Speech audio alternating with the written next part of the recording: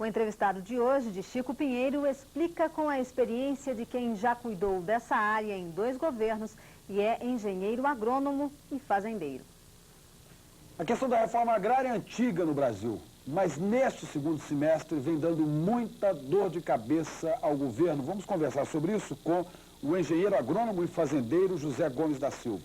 Um homem que entende de reforma agrária porque foi presidente do SUPRA, que é a Superintendência de Reforma Agrária, no governo Castelo Branco, foi presidente do INCRA no governo de Sarney e também no governo de Montoro, em São Paulo, secretário da Agricultura. Doutor José Gomes, o que está acontecendo afinal? Por que essa reforma agrária não acontece nunca no Brasil? Bom, aí tem uma porção de causas que estão dentro do próprio tipo de sociedade que nós temos no Brasil. Eu lembraria aqui, para começo de conversa e para descontrair um pouco, uma frase famosa do presidente que foi consultado pelo João Pinheiro Neto quando ele foi nomeado presidente da SUPRA, no governo João Goulart. João Pinheiro Neto foi da Superintendência da Reforma Agrária no governo... Foi meu antecessor... Foi ministro do Trabalho também, do Jango. Foi meu antecessor na SUPRA, eu sucedi o João Pinheiro. E quando ele foi nomeado, ele foi consultar o Juscelino, o que o Juscelino achava. E o Juscelino disse, escuta, João, você sabe aquela história lá de Minas, né? Aquela velha história da nossa terra. Você pode mexer com todo mundo, até com a mulher do sujeito, mas não mexa com a terra. Porque mexeu com a terra, você cria uma série de reações e a gente não sabe como é que terminam. Mas por que isso não muda? É porque há esse conceito da terra, da propriedade tão arraigado, ou falta vontade política também nos governos para fazer isso de qualquer jeito? Porque apoio da sociedade tem... Tem essa questão cultural. E hoje a sociedade brasileira está muito menos agrária, quer dizer, há muito menos interesses de proprietários de terra comandando as decisões. Mas há também algum receio, algum preconceito com relação ao direito de propriedade.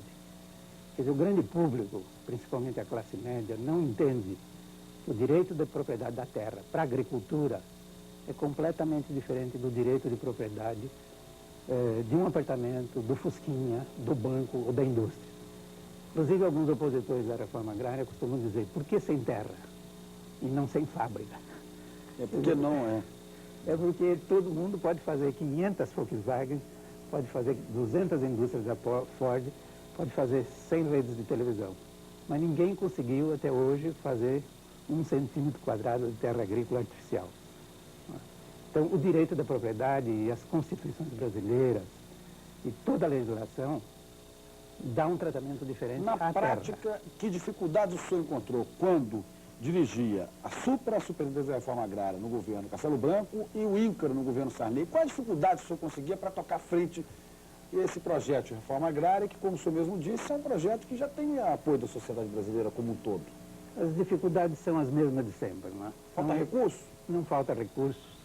Basta dizer que para fazer a reforma agrária no Brasil, numa dimensão de 800 mil famílias, bastaria 4% do programa de privatização. Onde é que está o nó? Bastaria um econômico.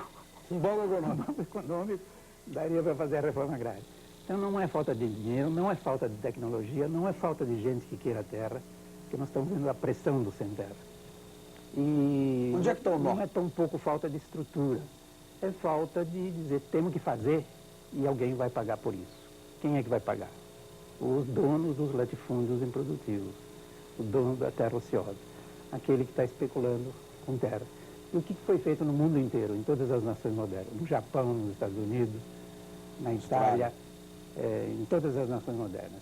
Fizeram uma reforma e o dono da terra ociosa saiu da agricultura, porque ele não era agricultor, ele era um especulador, e recebeu ações, e aqui eu queria lançar uma ideia, o governo Fernando Henrique está tão preocupado com originalidade, por que não pagar os latifúndios com ações das empresas estatais? Aí daria para fazer 16 reformas agrárias no Brasil, só com o programa de privatização. E eu vejo aqui no trabalho que o senhor distingue invadir de ocupar. Os sem terra, que estão causando tanto barulho no país, eles são invasores ou ocupantes de terras? São agricultores que estão lutando pela sobrevivência, né? Mas eles invadem o O conceito jurídico, o conceito ético, o conceito prático é de ocupação. Por quê? Porque ocupar é entrar num espaço vazio. E a terra ociosa é um espaço vazio. Tanto que a lei diz que esse espaço não cumpre a função social. Agora, violentar uma propriedade com o desejo de espoliá-la, aí é invasão. Eles não estão invadindo. Não, Eles estão invadindo ocupando espaços vazios. socialmente vazios que a lei define. Embora espaços que têm dono. E que o governo... Não, nem sempre. No caso do Pontal não tem dono. Quer dizer, são terras Pontal do devolutas, Paranapanema. são terras devolutas que pertencem ao Estado e que foram invadidas por fazendeiros e agora estão sendo ocupadas pelo sem terra. Quando a pessoa ocupa, o sem terra ocupa para sobreviver, ele está exercendo o direito à vida, que é muito mais importante que o direito de propriedade.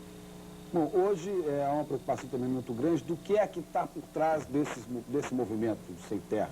Né? Já falaram até no Sendeiro Luminoso. O senhor vê nesse movimento, o senhor que é também um fazendeiro, o senhor que trabalhou com o Instituto de Reforma Agrária, o senhor acredita que por trás disso haja uma tentativa de ressuscitar ideologias aí extintas, esquerda? Não, essa é a velha desculpa, não é? Esse é um filme já rodado, todos nós já vimos diversas vezes. E parte sempre dos proprietários. Em Leme, já vimos no sequestro do Abílio Diniz. É um recurso ilícito que se utiliza em estado de desespero. E é extremamente perigoso, porque querer fazer qualquer conotação do movimento sem terra com Sendeiro Luminoso é querer justificar a matança. Porque aí o raciocínio é esse: bom, eles são subversivos, são guerrilheiros, então podemos matá-los. E aí desencadeia novas corumbiaras. Né? Qual a saída possível para esse problema? Parece que a gente, no momento, está no impasse. Uma ação decisiva do governo para fazer efetivamente uma reforma. E reforma não é isso que está. Isso depende do INCRA? Depende de uma decisão mais alta, depende do Poder Executivo e de algumas adaptações na legislação que dependem do Congresso. Mas nós sabemos o encantador de serpentes, que é o nosso atual presidente. Né? Ele tem conseguido coisas muito mais difíceis do Congresso do que, por exemplo, a lei do rito sumário, que o novo presidente está anunciando, o novo presidente do INCRA. É questão de uma ação decisiva, né? Que, na minha opinião, muito dificilmente pode ser tomada numa colisão de forças onde entra um PFL. Aí, muito dificilmente, o PFL, que ajudou a eleger o presidente, vai concordar em perder o poder político que a reforma agrária quebra. Né? Porque a reforma agrária não é um assentamento isolado. É uma mudança ampla na posse da terra, em áreas contíguas, em grandes espaços, que muda a correlação de forças. E isso significa outro tipo de eleitor. E nós sabemos que o pessoal dos grotões não quer outro tipo de eleitor. Doutor José Gomes da Silva, o senhor tem fazenda onde? Eu tenho 3 fazendas, sem fazer propaganda de aguardente. Onde? Uma em Pirassununga e 2 em Tambaú.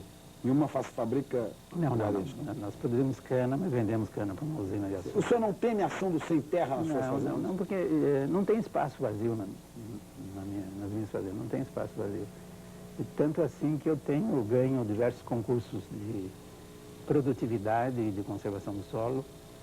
E tenho o grande orgulho de dizer que os 3 títulos que eu tenho de produtividade me foram outorgados por adversários políticos. O senhor tem muitos companheiros, fazendeiros que partilham desse seu ponto de vista? Não, eu estou à procura deles, sabe? Não tenho conseguido encontrar muitos. Porque é uma área muito conservadora, muito ciosa desse conceito da cerca, da propriedade, da tradição. Isso da manutenção da propriedade para o futuro, né? E como reserva de valor, principalmente. Simplesmente porque a terra no Brasil, um país continente, propicia o melhor retorno para um empate de capital.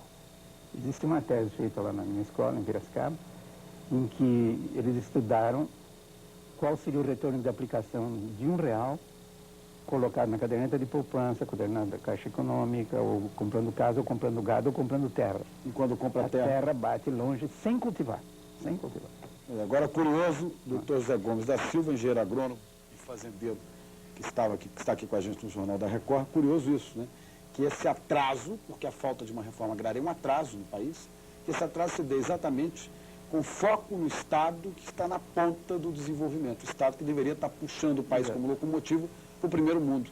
Carrega esse vagão pesado de estrutura arcaica, atrasada, né, que segura o país e a sua miséria. Há inclusive um outro número muito expressivo que explica, eu me orgulho muito de ser paulista, não estou querendo acusar os paulistas, mas simplesmente estou fornecendo alguns dados que mostram onde é que está o problema, onde é que o carro está pegando. O Ministério da Reforma Agrária fez uma estatística dos grupos industriais que têm terras no Brasil, classificando indústria, a área bancária, a área financeira, etc. E dá mais ou menos uma média de 500 mil hectares por grupo, de grupos do setor financeiro ou do setor industrial, que tem terras fora de São Paulo. Com uma agravante, a maior parte delas são latifúndios, quer dizer, não são exploradas. E, em grande parte, são posses. São áreas que não têm título. E isso o INCRA está mais careca do que eu de saber. O Jornal da Record agradece a presença do engenheiro agrônomo e fazendeiro José Gomes da Silva, que falou aqui conosco agora sobre essa questão séria da reforma agrária. A gente continua com as notícias da Adriana. Adriana. Daqui a pouco você vai ver o noticiário esportivo e vai saber qual será a praia badalada do verão baiano.